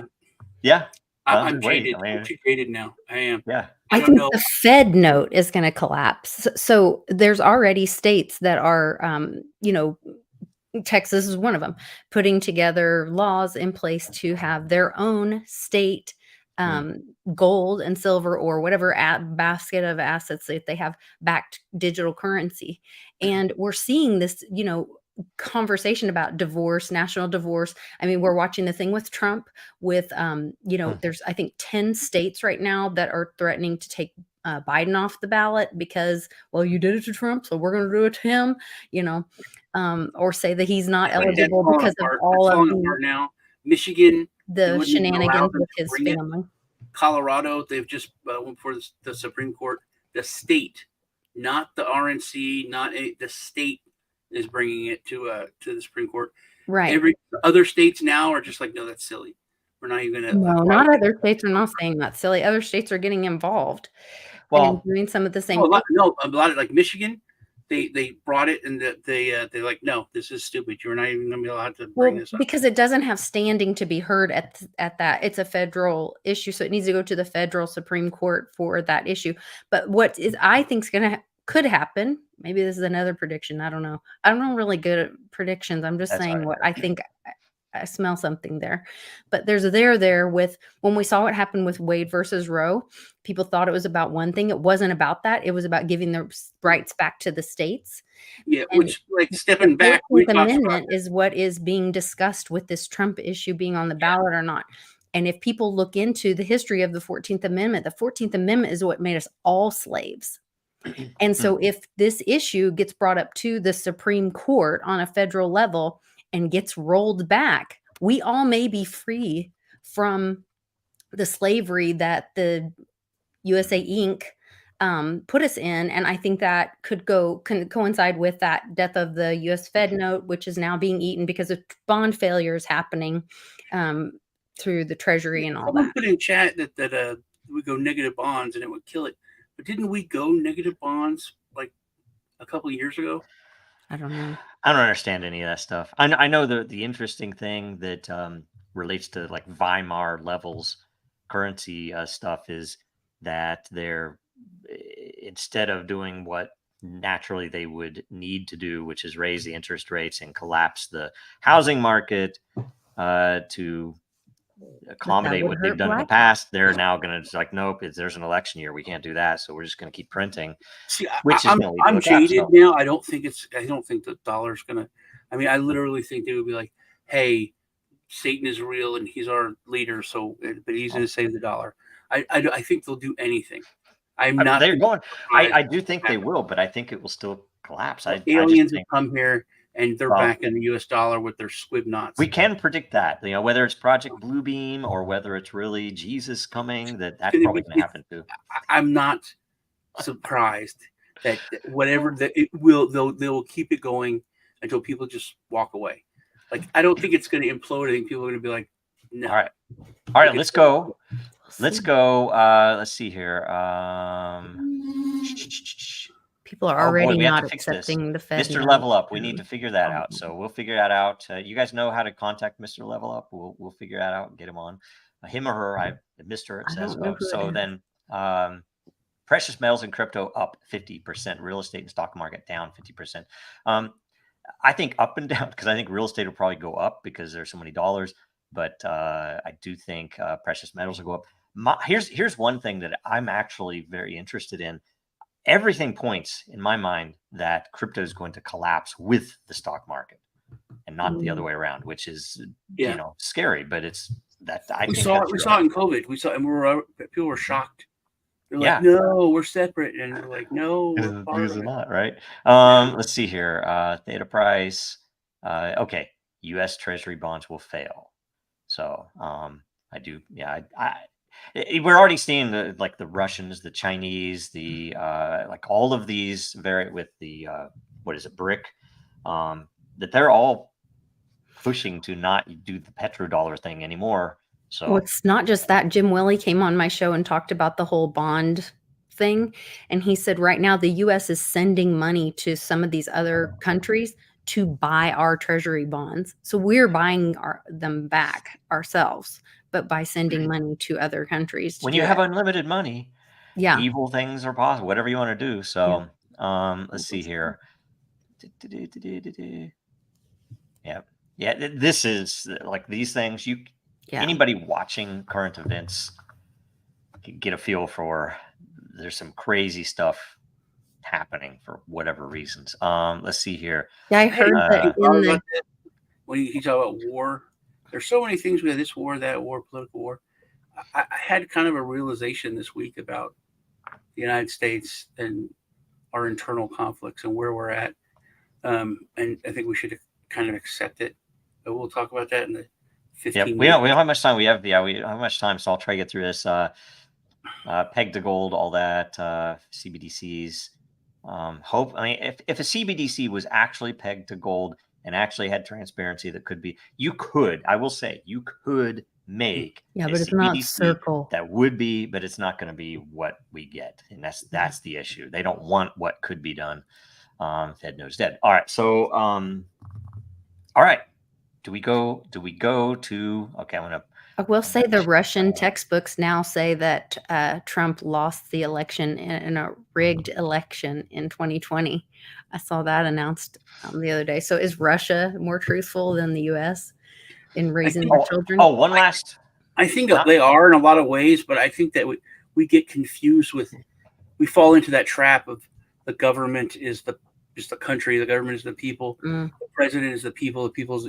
I think that Putin is a terrible, terrible person, but I think that the Russian people are pretty woke when it comes to, or awake when it comes to what's going on. And I will say, Sean, you tend to follow the narrative a lot of times. I'm interested in why some of that. It's like I don't know that he is. I know the propaganda says he is. I don't know that he is a good guy or anything, but at the same time, he might be an okay guy now. But what he's done to get there, like stuff, is just. I mean, you know how he took power. Yeah. But at the same time, 9/11. I will say, and this is not financial advice, but probably the top thing to invest in my opinion, and I'm not doing it myself because I'm not good, is rope. Things to make rope, itself, rope futures. I'm joking. It's not financial advice. It's a utility now. It's utility, and they'll probably try to make hemp is legal now, so they can invest in it while they're getting hung. Yeah. Well, gosh, that's the other huge thing I have to talk about. T-Mobile, they're on their website, they admit that they're going to start fining people for chat or something like this. It's like hate speech, something and something and something. They're going to start fining people if you use your text messaging or sending messages or whatever that they deem hate speech. I can't remember what the other word. Same thing what PayPal and Venmo did too. And I don't know which one they had in their terms that if you did Venmo, because I can't get a Venmo app. I canceled my PayPal when that happened. I had PayPal since the early days, and I just canceled it. It's like, people ask me, like, the kid's piano teacher is like, "Oh, you can pay this way." It's like, "No, I can't." Oh, that's the other prediction, that the satellites will be taken down and that we'll have to go to Mars and use Elon's. Oh, that's the other thing. What do they call it? It's not a nuke, but it's a magnet. Yeah, the blackout. EMP, solar flare. Yeah, EMP thing. Sorry, I always forget what to call it. But I will tell you, I've done this. I would suggest other people do this. Go buy some cheap thumb drives. Some just USB thumb drives, cheap ones. There's several ways to do it. It wasn't the easiest thing in the world, but pull down the entire Gutenberg library. So if you go to Gutenberg, I think it's gutenberg.org, but you can search for it and find it. Essentially, it's all of the books of Western civilization, including some modern ones, mostly all public domain, I do believe, but online, free. You can download them in various formats, but text is the most obvious. So I downloaded the entire Gutenberg repository multiple ways in case one of them doesn't work, and I put them on thumb drives and I put them in a Faraday cage. So when it comes to and that happens, I'm going to have all the books. So they'll probably be worth something because nobody else will have them because they'll be destroyed. Very wise.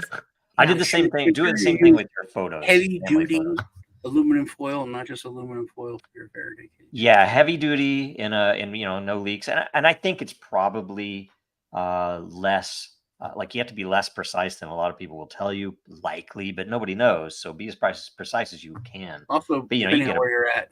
Yeah, you can get a public you're 5 miles from the biggest military base in the world.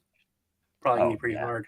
Yes. Yeah. Hey, do you think that'll coincide with the April big eclipse, that like all these cities are selling, the hotels are selling out where the eclipse is going to go over it or whatever? That's an interesting, because we haven't gotten a hotel or anything.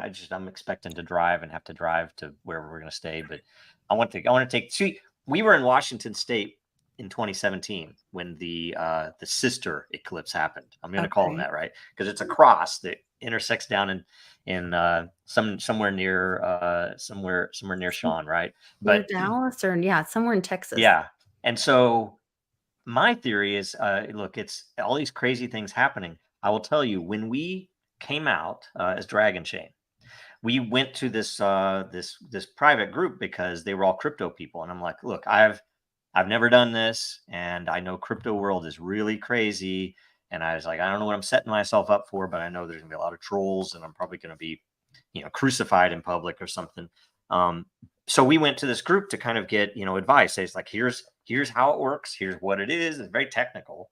And here's, our vision to get feedback. Right. And so, of course, the SEC is like, oh, you guys did this. It's like, we literally did this so that we could make sure we didn't miss anything, or we didn't want to, screw anybody or anything else. And we got really good. And it was funny because it was right after the big Bitcoin fork. So the whole culture was so crazy up and down at that point, and everybody's like, oh, I'm not doing anything, right? And so we put this thing out saying, look, we're going to put out so you guys can, buy in early on these tokens, same rules as everybody else, but you get some bonus because you have to give us feedback. We have to know. And we got amazing feedback. We got really good responses to what we did good. We got really good questions. We're like, oh, we haven't answered that. So we, included that. And when we first put it out there, we had to cancel it and delay it because it was right in the middle of that fork. So we put it out, and nobody was really doing anything. And here we are in Washington State, and we only had a partial. I didn't drive the kids down to Oregon to get the full. So we had the partial eclipse. I remember, outside with the kids, projecting Looking it on onto the the ground, garage door, and and looking at. I wanted to show, because I had seen a partial before. I wanted them to see the shadow of the tree leaves, right, where everyone is a little a little crescent. kitten. And when I came in, everything just blew up. Right. So the whole thing gets sold out immediately after that. And so that's why on the Dragon Chain family crest, on the shield, there is an eclipse. Oh, interesting. So that's the beginning of it. And here we are. The sister of that eclipse in the US is in April of 2024, Year of the Dragon. My buddy lives in Oregon, and now when you said that, makes a lot more sense. You've been like kind of obsessed with it, and like when he came down from Washington, Oregon, when I was in the hospital, and he was like, "Yeah, I bought an RV," and I think it was because it was hard. He bought an RV for it. He wants to take my kids, and we'll all go, and like the eclipses. I'm like, "There's an eclipse coming." He's like, Lisa didn't tell me yet. How much on that? You bought an RV? Well, I want to know somebody who is either going to have or rent a jet, and I don't know the speed that it travels, but imagine if you could follow the path in a jet or something, right? Why wouldn't they charter a jet to follow the path? That would be amazing, right? Yeah, anyway, my brain doesn't work like that. Anyway, just Paul in the chat. I bought goldbacks. My dog ate my goldbacks. My dog. Oh no. Goldbacks. Yeah. Wait. Goldbacks, like the money, legal tender in like Utah, a lot of states, Nevada. Really? Yeah, it's gold in the plastic money, right? Huh. But there's gold in it, whatever denomination at the time, to what the amount is there. And I've watched people like set it on fire, burn it down, and there's literally like a $10 bill or $100 bill. They get that much gold. Wow. I wanted to get, I've never gotten it. There's a bar that you can get that's perforated, so you can essentially break off. And I don't know if they have silver also, but I know they have gold where you can break off little. Oh, really? Yeah, very small amounts, for use later, which is pretty interesting. That is interesting. You can also get goldbacks and grams of gold, silver, and platinum at moneymetals.com. Code Sean. You guys are so fun. Get yourself free silver. I like it. All right. $100. Right, where are they based? What state are they in? Money Metals, I think they're in Idaho. Okay. Yeah, I thought they were in Texas, but that was a different company I used. Okay. All right. Excellent. Okay, so very short version. Take crypto. Current events. Short version current events. So anything you guys that T-Mobile thing was like shocking to me. I wanted to say the T-Mobile thing. I think I slipped in all the other ones during the show. I came to a realization this week. Oh, I do. With the movie coming out with the Civil War, everyone's talking about it's become. I think we're supposed to have a Civil War. We're being pushed towards a Civil War. Yeah. Everything in the media, everything. I mean, it looks kind of. And there's a blasé attitude, like with Area 51, with aliens, with everything that they, right before they came out and admitted to it, they kind of made it like it's not a big deal. Yeah, everybody knows it's true. That's how they're talking about the Civil War, which is frightening and terrible. But I think we're in it. We're in a Civil War. We are in it. I totally agree with you. I think like Cold War with Russia. We were at war with Russia for all that time. We just called it a Cold War. We're having a Civil War. There's families are fighting families. Everything is adversarial. People hate each other for like the dumbest reasons. And I don't mean like they don't agree. That's not even in the realm anymore. They literal hate. You know. Also, Sean, lines are being drawn just like in a civil war. Remember how, we were talking about the currencies in different states that are coming up with, I think there's 29 states now that are coming up with their own gold or silver backed digital currency, or have made gold or silver legal tender. I'm sorry. I know Texas is the only one that I know of that's making the digital version. But you had told me about one of the states where like people aren't really talking about it, but like some town is trying to Oregon, the greater Oregon is trying to leave this one town. Other county, a lot. A county. Okay. Then the other issue that I wanted to bring up for current events is there's been the McGirt thing that I've been following here in Oklahoma, which is all about the tribal lands and who has jurisdiction. And I think that's going to be another big issue is jurisdiction. And hopefully we all become one and realize we're all the human race and we shouldn't need all this, but the remains of thousands of Native Americans were returned to tribes this year. Apple posts Indian names of cities on Google Maps or Apple Maps in Oklahoma in Cherokee tribe land. If you look up in Oklahoma and go to on Apple Maps, it says like Stillwell, and then it has this weird language below it. That's Cherokee for the word for Stillwell. Flags displayed outside Oklahoma Capitol honors tribal nations. Tribe buys back 10,000 acres of Northern California in landmark deal. Like this, it's all being righted again. I think all those treaties that were written when we came here in the beginning and we didn't honor them or whatever happened. They. Yeah. All of us. I would have honored them. Yeah. So, I was going to say, I don't know which side of the fence I'm on because my husband. I will never accept blame for those things that happened before I was even born, right? Yeah, so, I have a question on that, though, because there's something I don't know about. I grew up in the North where we don't have, like, reservations or anything. And, like, back when that stuff happened, the United States was very much states' rights. Each state was more like a country. How did those treaties work? Those were still federal. With the federal level, that wasn't the state. I think it was federal, and I think they paid off their tribe leaders or council. But what happens then if Oklahoma and Texas secede and become our own country?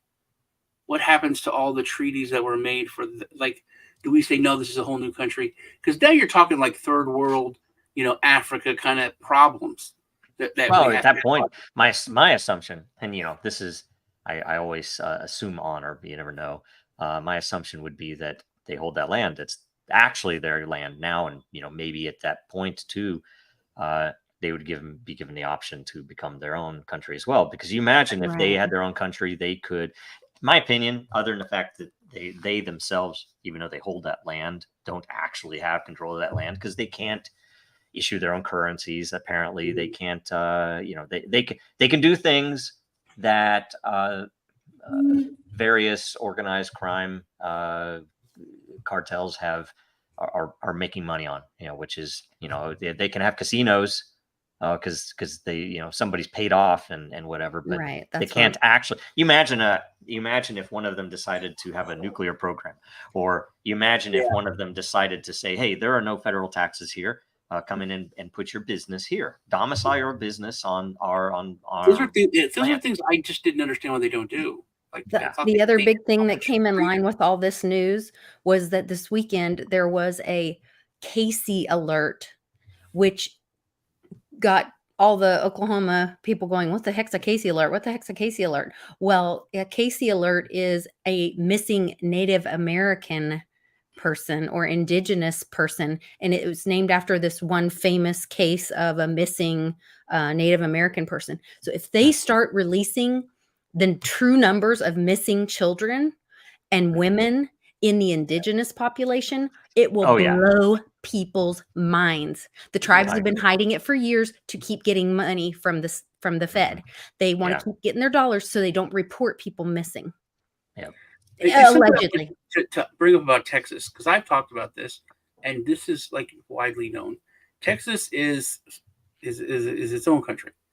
We're one of the few states that are not a welfare state, which means we give way more money to the federal government than we take away and have forever. Everyone talks about Brazil as like a huge economic powerhouse, and Texas's economy is bigger than Brazil by country. We're like the seventh biggest country when it comes to like GDP, and so we're like massive. Like we're like Germany, we're like the United States. But everyone talks about Texas and how big it is.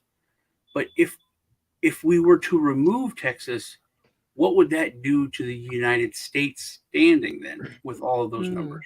Because we always talk about Texas on its own, standalone, compare it to, Brazil and other countries and other economies. But what would that do to the U.S. economy? What does that leave? To remove Texas? I think it would drop it like massively. There's no way you can get around that. Just like if it took away California. Yeah, but and it's assuming that because it's so, and I've seen, being in Dragon Chain, I've seen how a lot of the stuff works that I would have never thought.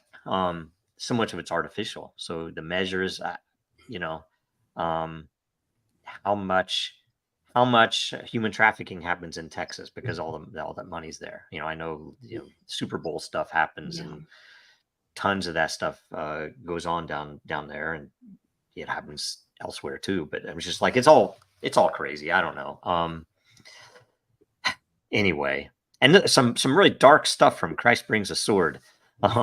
It's like, by the way, there's some similar stuff that popped up, and it's like I think collapse is coming. I think we're all kind of needed to be in there. And somebody on Twitter was like, "You're wrong.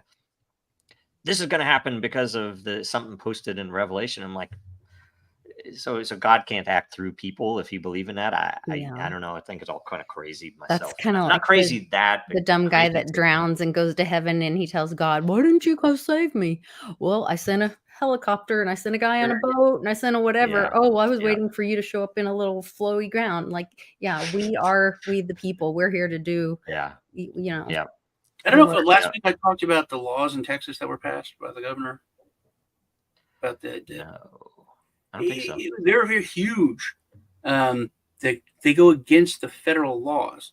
First off, there was one law that they're building the wall, but just to check it. So basically, but we're telling, literally, he said, "Screw Arizona, screw New Mexico. We don't care. That's not Texas. The cartel's going to go there because one of the reporters is like, how do you know this is going to work? It's like, oh, whenever we put troops here, whenever we do this." Instead of having this headache of messing with troops, they just go down further and they come in over there, and they're like, well, then they'll go to Arizona, and he's like, yeah, and like in New Mexico, it's like they'll go to Arizona and New Mexico. I'm like, well, isn't that just moving the problem? And he's like, this is Texas. They won't be in Texas. That's whatever. But the other one is, if you come across the border in Texas, it's against the law. You get arrested and you get sent back. If you come across the border a second time, it's a minimum 10-year sentence in prison.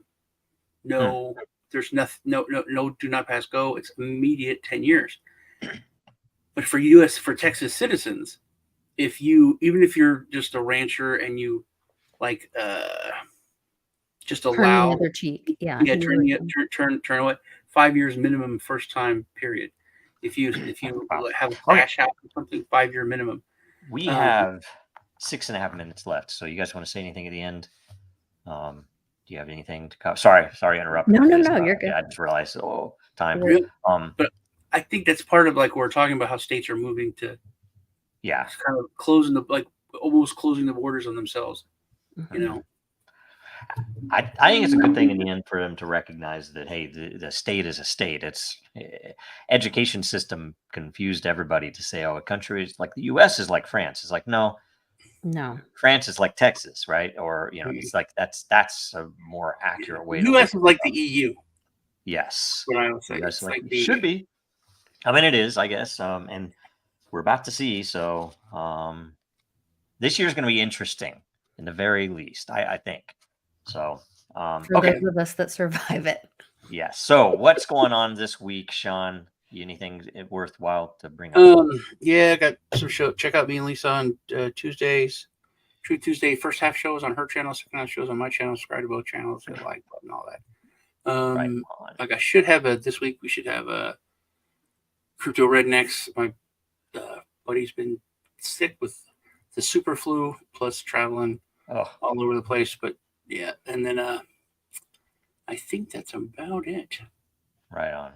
Okay, Lisa. I've got my show with Sean every Tuesday. I'm here every Thursday morning, and then happy hour on Fridays on my channel, as well as I launched a channel for called The Mighty Merchants, where I have a little eBay and Etsy store, and I'm like selling my stuff that I find. Most of it's like Americana stuff or vintage, like made in USA kind of stuff. And I'm really enjoying it. It's a lot of fun. Excellent. And for me, watch us again next week. I'm going to try to get a few things out there. I'm trying to work on something to talk to, and I guess maybe I shouldn't announce it until I have it for sure. Talk to somebody important on just some random broadcast. Wouldn't be a part of the regular shows. I'm trying to get on Sean and Lisa's show to to do red pill things or something, or black pills, or maybe white pills, maybe whatever. You would be welcome anytime. I love it. Right on. And I don't know. Trying to, hopefully we can find some new format changes for the year with this show that might be fun to try out something random. And I think that's everything. So anyway, it was a great year. Thank you guys. And sorry Greg wasn't on, because he would have been great. John and Dave. But probably just the I don't know what happened. I know Greg was. I'm almost certain he was going to be on. So the holidays are crazy time for everybody. Yeah, it is. So, but maybe we'll get his predictions next week, and we'll just have to make sure it's like, nope, you weren't here. You only get to well, they could still put it in the they could put it in, yes, they can on the Den Post, and put it on probably chain. more powerful there. So, and thanks everybody who was on who was watching, and all the comments here, some really good stuff. So what should I leave with? I think I know I'm going to leave with. I don't know if it's that McAfee.